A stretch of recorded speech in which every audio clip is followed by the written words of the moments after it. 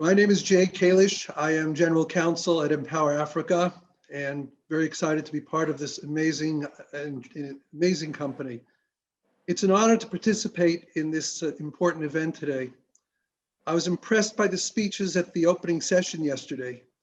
His Excellency, the President, and the other speakers spoke so eloquently and movingly about the steps that the government has taken to develop and implement regulatory infrastructure that will enable the development of a center of technology of innovation in Botswana. I'm very grateful to our panelists who are joining us today. The panel itself will focus on the next steps that need to be taken to create a real startup/tech ecosystem in Botswana. To explore this idea, I've invited a mix of people, 2 prominent Botswana-based entrepreneurs and 2 representatives of the venture capital community, one a high-profile investor in Botswana and in Africa in general, and the other an Israeli and a prominent Israeli investor who has not come in yet, and we wanted to find out a little bit about his perspective on what he sees in Botswana and Africa. In our discussion, I hope that the audience will be able to learn about what investors are looking for to enter Botswana in the market. And now I want to ask our distinguished panelists to introduce themselves. And we'll start, let's see, Tateon is having problems, so Tateon, you're here, okay. So first I'd like Tateon Dichaba to introduce himself. Tateon is the founder of the Dichaba Group. He's a successful tech entrepreneur and he has a desire to build real Pan-African companies. Tell us, DC, tell us a little bit about yourself. Oh, thank you so much. My name is Tateon Dichaba. I'm the founder of Dichaba Group, a company that is into consumer electronics. It's got the subsidiaries that is doing consumer electronics manufacturing. We are also doing stimulation and promotion of local digital content. Basically, in summary, that is what we do. We are looking into building a Pan-African brand. Our products are available in Botswana. We have exported to various markets. We have exported to Mozambique and Uganda and South Africa. These are the markets that we've already exported our products to, and we are looking into expanding into the rest of Africa. Thank you, Tateon. And our next speaker, our next panelist is Maloki Magoba. Maloki is an up-and-coming star in Botswana, a PhD researcher in chemical engineering. She won first prize last year at the Virtual Global-Expo in the investment battlefield in the area of electricity generation, for which she received an award from the Innovation Fund that's related to the Botswana Hub. Maloki, please introduce yourself. Good morning. Thank you, Jay. You've already introduced me. All right. Good morning. My name is Maloki Magoba. I am in BUST. I'm a process engineer. At the moment, I'm taking on research, like Jay just said. I'm researching on coal to synthetic gas through the gasification technology.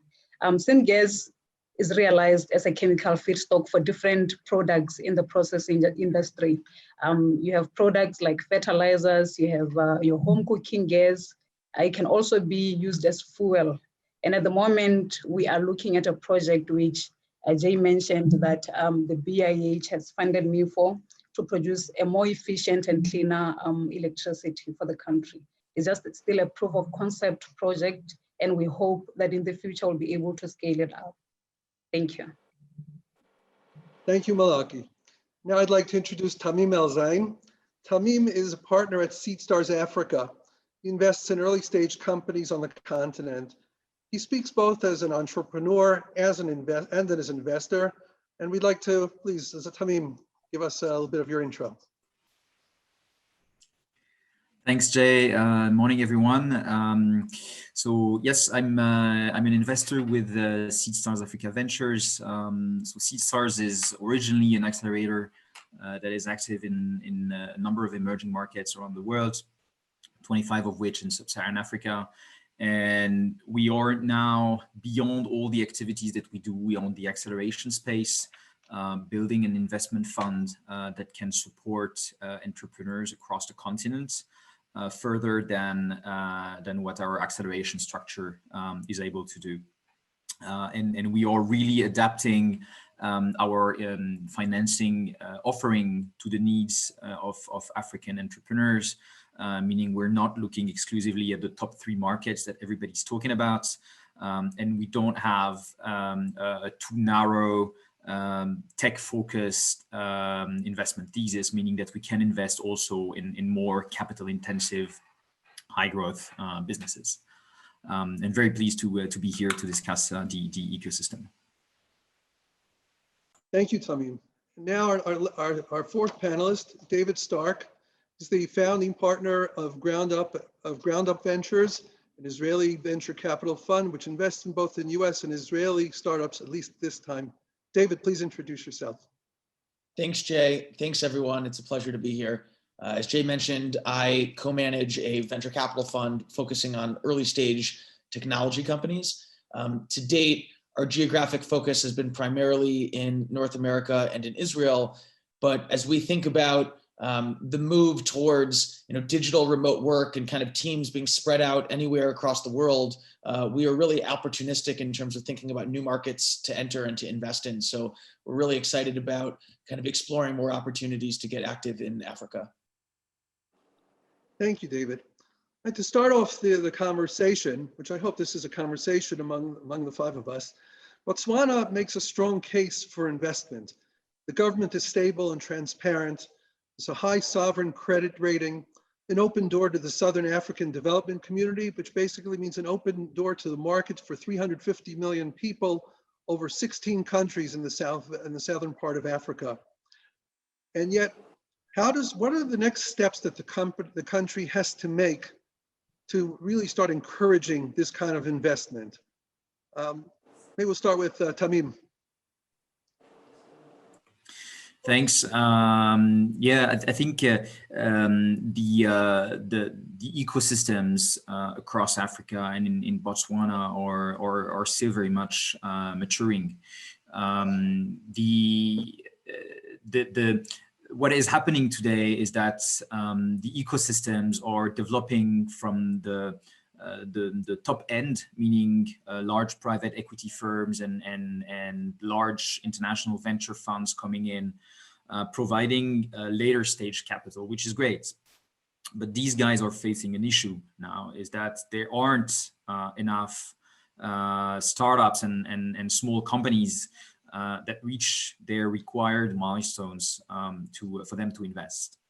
And so the market now is also starting to develop at the other end with acceleration structures like ourselves and obviously our peers that really help the ecosystem develop from the other end, sorry. And fostering entrepreneurship and innovation and hopefully driving more entrepreneurs into the journey. But this requires 2 things. First is that the local framework and policies enable that easily, and we're seeing a number of countries that engage on that journey. To give you a couple of examples, I'm sure most of you are familiar with. Senegal is doing a lot on that front with the Startup Act and what they call the Ministry for Entrepreneurship, the DER, as they call it. Rwanda is doing a lot as well in that direction. So I think it takes a lot of public will to be driving that. And the second thing is making sure that when you have early stage entrepreneurs that have great products and great companies, making sure that they're able to reach the milestones required by later stage investment. So that means that you need to make sure that the capital stack available in the countries where you want to develop the ecosystem is actually complete, meaning there's not a huge equity gap that will lead most of the innovators and entrepreneurs to die before they can reach a significant development. Thanks, Tamim. Thanks to have that insight. That's very interesting. The regulatory side, I guess the government officials who are here are hearing you. But Tatiana, how would you respond or react to to Tamim's comments about entrepreneurs themselves and where they stand, and what, from your perspective, that would be. I'd like to hear what you'd have to think on that. I think great observations by Tamim. You know, when we started our company over 15 years ago, the environment wasn't necessarily as enabling as it is today.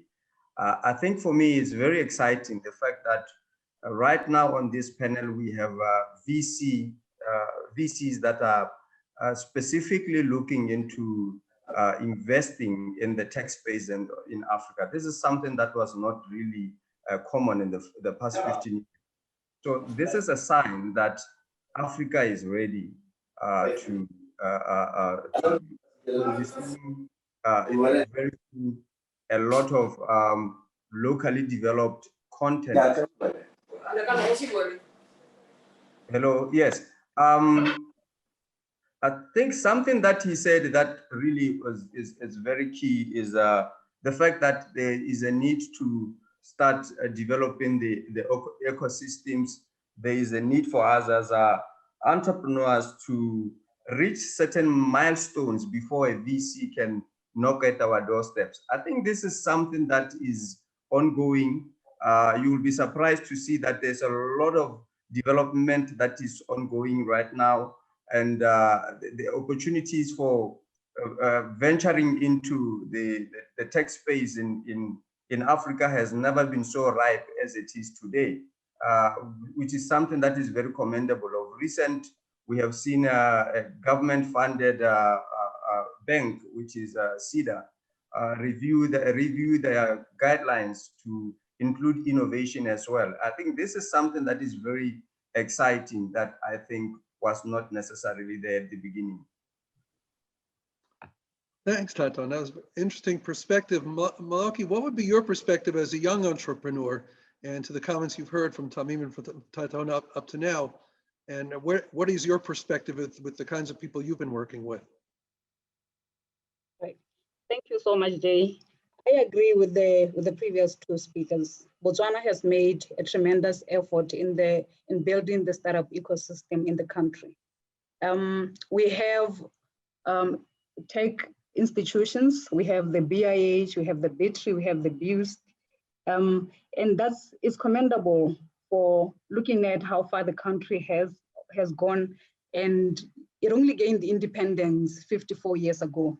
And to have made such a transformation from only one university to now having 3 institutions solely basing on technology, science, and innovation, and having many other universities, it shows that Botswana is really growing. It's less than 54 years, it's less than one lifetime. And imagine what will happen if now, in years to come, in 20, 30, 50 years to come. There is so much that Botswana has done, but of course, there are other challenges. There's still lack of funding. There are, yes, startups that are being funded, but not all of them are funded. And some of the brilliant ones are kept out. I was listening to the panel discussion on agriculture, and yes, infrastructure is still a challenge in this country. It's still a huge challenge. We need our roads, we need those buildings, we need access to water, we need access to electricity for these startups to take place. And the other common challenge between us and the previous panel discussion is a lack of policies and understanding them and implementing them. The ecosystem is made up of the investors, is made up of the entrepreneurs, it is made up of the academic institutions and the non-financial systems and the government. So if these can be linked through policies and initiatives, ideas are there in the country. There are people who come up with ideas, but you find they don't have the know-how on the financials, on the development, on the marketing, on the business side of things. So if there could be systems in place to link somebody who comes with a brilliant idea, because if they don't develop that, if they don't take it further, if they don't have support, what they're going to do is they're going to back down. They're going to end up having that idea now going and not being recognized. So that's what we need to do. We need to find to put systems in place such that when somebody comes and presents their idea, then that it's taken up, it's supported. Thank you, Jay. Thank you, Malaki. David, I would turn to you. You're going to give an Israeli perspective or an international perspective. Israel itself is a 72-year-old country, yet over the last 25 years, there's been amazing strides in the development of the whole startup and tech ecosystem. So what do you think, what would you be looking for to come into Botswana, reacting to the comments that you just heard? Yeah, so first of all, I think some of it is just a branding and market education challenge, right? So prior to prepping for this event, I hadn't yet been exposed to kind of this emerging tech hub, that's forming in Botswana. And if you actually look at Israel, I think Israel's a great example of a country that's kind of said, let's just send out a unified message about the fact that we care a lot about innovation and about entrepreneurship and technology. And that starts to attract attention of investors, attention of large multinationals, right, who want to open up R&D centers and who want to engage with startups. So I think that first and foremost, it's just like get the story out, right? Let people know about all of these great assets in terms of the institutions and the government support and all of that. And I think that starts to, bring the attention. And then the second piece is as an investor abroad, I think one of the things that's worth investing in is really fostering the investor community who is interested in deploying capital in Botswana. So, and that's a combination of domestic investors, right, and foreign investors. So there's a lot of investors who don't like investing in companies where there isn't also a local partner who's invested in that company. So even I feel this way, right? So if I'm going and investing in a company who's based in San Francisco, but we don't have anyone in San Francisco, it's nice to know that they do actually also have some local investors who could be coming and meeting with them face to face more often. Now, the challenge for me is where can I go to find a one-stop shop to actually identify who are these local players in Botswana who are kind of writing these early checks into these companies so that they can be referring deals on to me for that next stage. But also if I, get approached by an entrepreneur, I can come to them and say, hey, since I don't have the luxury of going and meeting this entrepreneur in person, would you be willing to go and meet them for me and give me your opinion? And I think that a lot of people underestimate how much of investing is a team sport. It's a long journey, right? Being involved in these companies. And we don't like to be the only one around the table. And so many of our investments come from referrals from other funds and vice versa. And I just think kind of maybe putting a little bit of structure and a framework around that so that these investors can find each other and start doing the deal sharing, I think will just start helping everyone's comfort level kind of reach the next level in terms of starting to become active in the region. Thanks, David. Tamim, I would ask you to react to that. Is there really that cadre, that group of local Botswana investors that David could start hooking up to as an example of making the deal flow more international, or at least the investors more international? No, I think that's the missing part, right? I mean, you do have some great business angels in Botswana and elsewhere, and that's a great first step. But like I was saying earlier, then you don't have the next link that can take over from business angels and acceleration structures to help entrepreneurs grow to the next milestones. And that's what we're building at Seed Stars Africa Ventures. You have a lot of capital that's coming in Africa, and I agree with David. A lot of investors, foreign investors, are actively looking into the continent, but most of them don't have the local understanding or expertise to actually know what's working and what's not. And a lot of them are willing to find partners to be co-investing with, and I think that makes a lot of sense. I came across a study a couple of days ago that was showing that over the last 2 years, there were 400 individual investors, like firms or individuals, participating in deals over 500,000 US. About half of them invested only in 1 or 2 deals.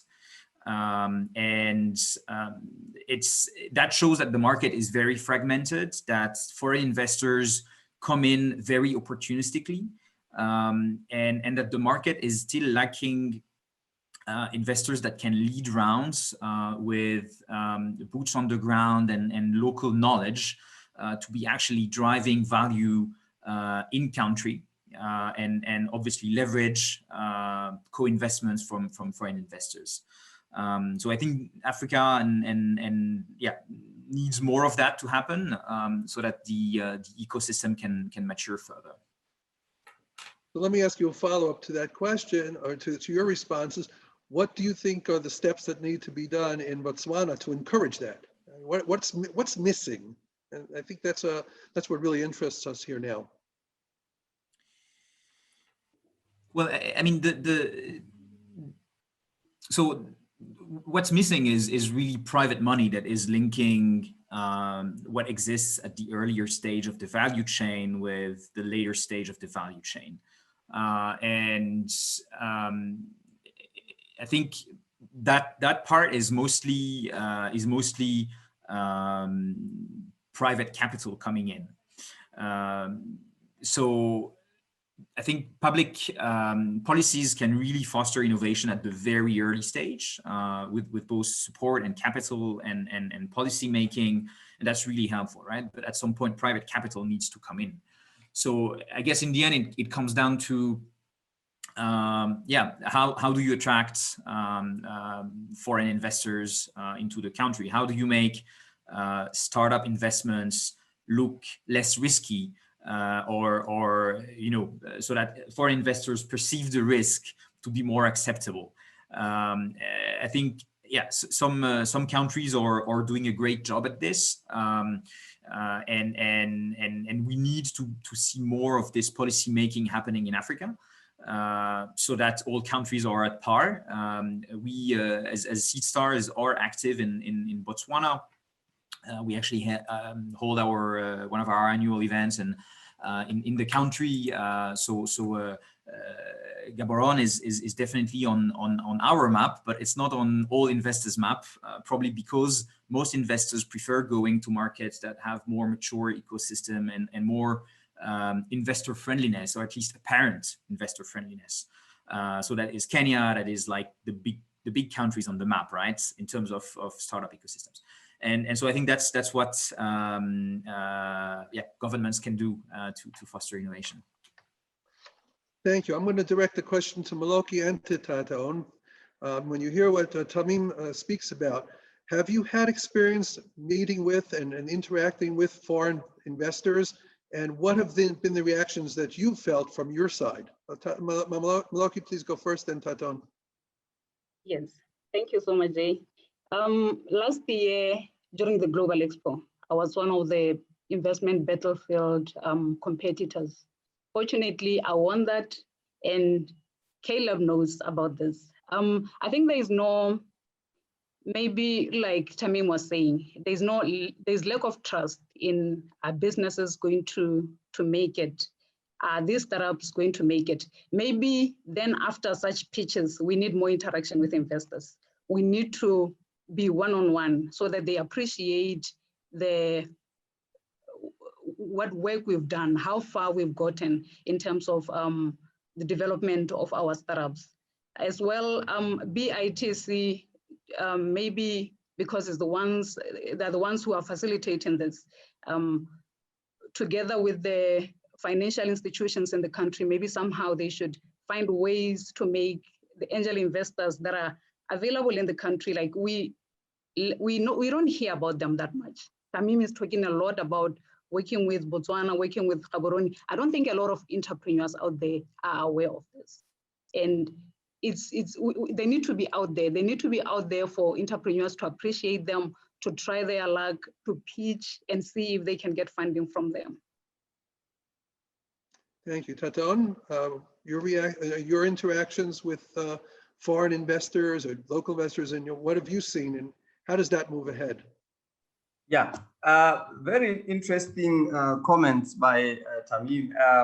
Look, I think first of all, we need to accept the fact that, you know, if you look at the African space in general, we are still taking baby steps.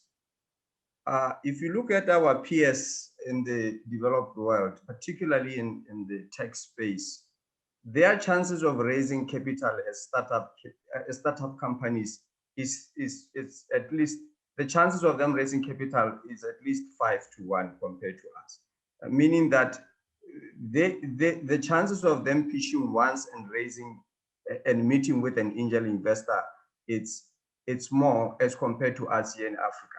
You find that at least the investors that I've had the opportunity to interact with, they would expect you to have proven yourself more than 3 times as compared to our peers.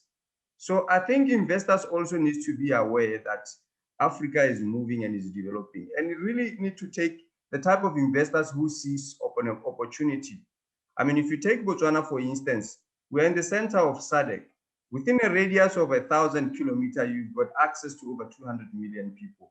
So when you see like a startup company that actually has an offering that you think, or a solution that you think would solve problem within our sphere of influence, I think we need to have this kind of investors that would really jump on board. Because I mean, at the end of the day, I think Tamim was David who said earlier on that you know, you wouldn't want to invest in a company or in a company in a certain place where the local investors have not had the opportunity to invest. I mean, I think that's a sign of saying people around you must first show confidence in you before we from outside can actually show confidence. And with us here in Botswana, I can say that personally, our company, we've had an opportunity to attract 2 local investors right now in our company who are Botswana, who says, look, we see the vision and we want to invest into this vision. And I think that what we're trying to do right now, we have also had the opportunity to go through incubation and acceleration hubs, which are government sponsored. You can see that the government has played a significant role in that. But there is also a need for obviously a private participation, either your angel investors or institutional investors, or there is a need. So the government can't do everything, we accept that. But I think we have an enabling environment right now where I think most of the companies that I know locally are sort of investor ready. So it really takes an investor who is more than willing and is ready to see that there is a huge opportunity. We have grown as a country. I think, as Moluke said earlier on, we are only in our 50s, but we've done so much. And even our president, one of his vision is to build a knowledge-based economy. You can see that there is a lot of focus and emphasis on the tech space. But what is really needed is investors or people who see the opportunities in what is being presented. Other than if we say we want to do a wait and see approach where we want everything to be correct or to be in place, we could be waiting for a long time. Yeah, that's my take. Thank you, Taton. David, you heard what Taton's talking about and the people that are in place. I think one of the things we discussed earlier this week was what are the factors, or how can Botswana develop more of that startup ecosystem, that startup mentality? And I think one of the things we were discussing was that COVID-19 and the new technologies that have come out may present opportunity for entrepreneurs or for the development of this ecosystem. I'd like to hear your thoughts on that. Absolutely. I think that a lot of great founders, you know, that I've invested in the past, starting their company was not their first exposure and experience inside of a startup. And they actually had the opportunity to work at and grow inside of other companies, and then take the lessons learned and go apply them to the business that they wanted to go build. And what I think is an interesting opportunity now is to kind of reach out and engage and build bridges with the global tech community as many companies move towards virtual and remote work, and kind of we see lots of startups canceling their office space in San Francisco and allowing people to work from anywhere. So there's no reason why their next hires couldn't be sitting in Botswana, and you then could actually grow this crop of very talented operators who have experience, working inside of these, larger growth stage tech companies, and then they could take those lessons learned and then be better set up to go start their own businesses. And I even think from the perspective then of raising capital from investors outside of Botswana, they will be more relatable in the sense that they kind of will have work experience at companies that those investors are familiar with. So it will just help bridge some of that kind of just culture gap and kind of understanding and belief that this is a founder who's kind of seen how it should be done, knows the playbook and the blueprint, and is now going to go try to replicate that, on their own in Botswana.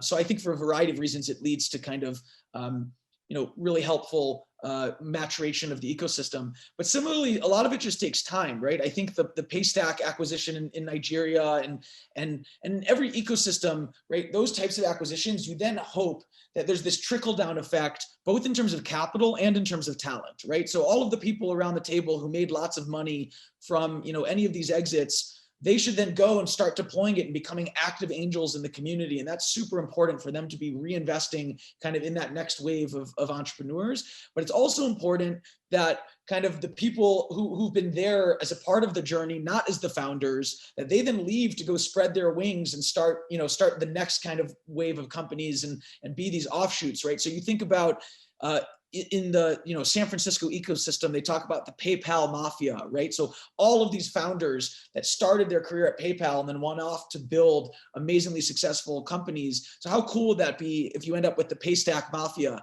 right? Of all of these people who left there and started companies throughout Africa.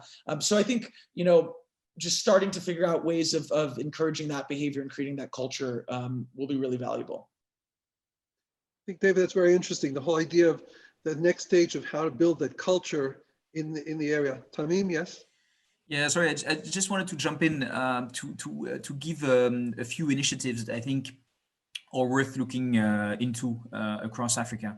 One is called ABAN. It's the African Business Angel Networks.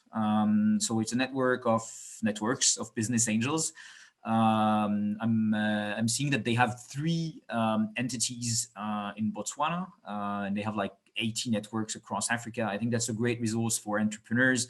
And there's probably a lot of work that, we're working with these guys because we know that when they found a company, basically, they have that local partner that Tatayon was mentioning earlier. It's really building confidence. They've gone through a lot already with them. So these networks do actually already exist, and there are institutions looking to reinforce them further with proper training and all.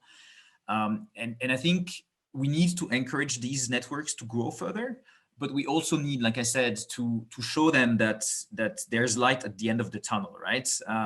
So that they don't just waste their money into something that is that has no future. Meaning that they need to see that there will be follow-on capital coming in after them. So that's one thing that I wanted to highlight. The second thing is, so I'll go back to my example of Senegal earlier. So the DER, which stands for Délégation à l'entrepreneuriat rapide, is really helping early stage entrepreneurs with various tools ranging from like grants to concessional capital, equity, and they're doing a great job in Senegal. And one of the reasons why we're partnering with them is they realize also that basically they need someone to take over from them, just like the business angels that I mentioned. And I think this is a great example that should be replicated in a lot of countries that are looking to grow their ecosystems. They provide both support and capital, and these are scarce resources in most ecosystems today. Thank you, Tamim. We have only about 3 minutes left, but I want to give Tatayon and Moloki a certain opportunity. You've got the venture capitalists sitting here. Very briefly, what's one question you would ask them? Here's your chance to get back at them because they're always asking you the questions. Taton? Thank you. I think for me, it would not necessarily be a question, would be a comment, because I think one of them earlier on said that they need entrepreneurs who have reached a certain milestones. So maybe I could possibly ask them, what sort of milestones are they looking at before they can actually look into invest into African tech startups, bearing in mind that the environment in Africa is different from the environment like in Silicon Valley and other places. Are they able to sort of have some dispensation when they are considering investing in African tech startups? David, would you like to answer that one?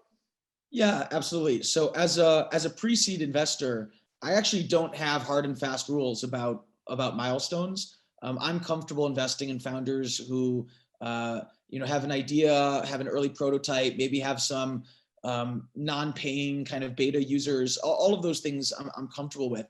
What it ultimately comes down to is the strength of the team. And I think for me, one of the things that I have to just learn more about, right? In certain markets, there are signals as to a founder's credentials and ability and background. So I absolutely would imagine that the top people graduating from the top institutions in Botswana, are just as smart or smarter, right, than their counterparts anywhere. But I wouldn't know how to interpret that on a piece of paper because I'm not familiar with those signals. So I think what's kind of interesting is thinking about how I could learn or have someone locally say to me, hey, this founder is the most talented, smart person that I know. Here's the idea that they're working on.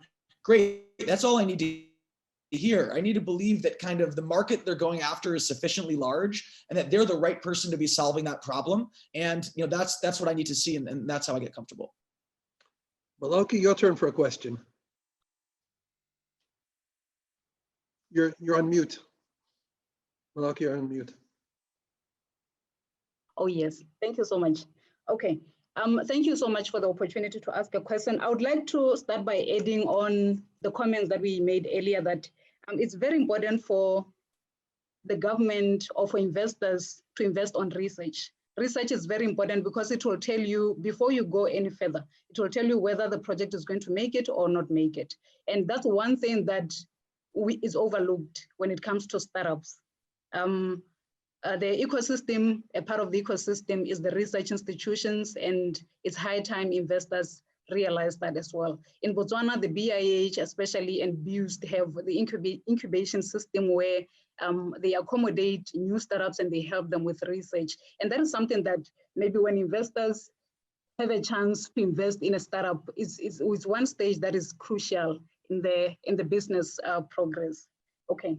So I have a question. I think it's a nice coincidence because it's probably going to be answered by Tamim, who's already investing in the country. I want to know what challenges you have faced before in investing, particularly in Botswana, and how easy or how difficult is it for you to invest and trust in companies or in startups in Botswana? I don't have particular challenges with Botswana, so I will answer for Africa more broadly. I mean, the reason why we started with acceleration programs is because we were through that able to work for 3 to 6 months with entrepreneurs and like David mentioned earlier, getting to know them, getting to understand how they work, because most of them, while, I mean, the most brilliant people I have met, I mean, they have no track record. They have great ideas. They might be the best people to execute that idea, but this remains to be proven. And acceleration is a way to de-risk that part, meaning that we get to work and know them a lot better at the end of the 3 or 6 month program that we do with them. And so that is giving us comfort now that there is a generation of entrepreneurs that will go through these programs and that will need further funding to continue their journey. So I think, yeah, the main challenge is really how do you get to know entrepreneurs? And my advice to entrepreneurs on that part would be to not really only reach out to investors when they need the money, right? It's a matter of building the relationship. It's a matter for us to understand how you're progressing as an entrepreneur, how the company is growing, and all these things don't just happen over a 30-minute meeting. Taton, Malaki, Tabim, David, I want to thank you all for joining us. This was a very interesting discussion. I hope we've given a lot of thought, a lot of food for thought to the people who have been listening, particularly in the government side, the entrepreneur side, and let's hope we could do this again soon. Now I want to turn this over back to Yael, who wanted to conclude. Thank you, Jay, and thanks again to all of our panelists here. I'd like to just conclude the event and just highlight a few things that our audience members heard today. We started out with Ezi Rappaport, the CEO and founder of Empower Africa, and the main thing there was, I think that what was explained by all of our panels was also the true value of Africa is actually in its people. So we definitely solidified that notion, I think, today. We went over to Shai Bernstein, the VP of Biz Dev and Operations at Empower Africa, and really mentioned the idea that it's so crucial to ensure some kind of transparency also with what's going on within the continent and what's going on outside. And this connects to really all the panels, whether it was the ag panel or the investors panel, and really make sure that through the Empower Africa Business Network, we're able to connect and collaborate all the different stakeholders who want to get involved in any sector, and specifically for investments as well, creating win-win relationships and mutually beneficial relationships on all ends. We heard a lot from the agriculture panel, and several things were very common to the last panel with Jay with the investors as well. Making sure that the infrastructure is something that is invested in specifically in Botswana to attract more investments from outside. We heard about the importance of a digital revolution also as it relates to agriculture and the whole value chain. We heard about different policy changes that are necessary. We heard about youth. And finally, the last point, which I really enjoyed the last panel, was more and more about getting the word out there, getting the story out there about Botswana, really ensuring that the branding and marketing is done well, and bringing justice to the entrepreneurs there. And then, of course, making sure that there's the next link to after the accelerators and providing for funding at the next step after the basic seed rounds and angel rounds. So again, thank you to all of our panelists. It was a great pleasure hosting everyone. We would like to say thank you again from Empower Africa to the BITC team. Again, Julius and team, thank you so much for this opportunity. And I do encourage, again, anyone who wants to reach out to myself, to Maoz, to Shai, Ezi. We're all available to any of our panelists. And also we, of course, are happy to engage all of our panelists after this as well. So thanks again, and looking forward to seeing everyone and hopefully seeing people in person wherever you might be. So thank you and have a great day. Bye, everyone. Thank you, AIL, for doing a wonderful job. Bye, everyone. Thank you. God bless.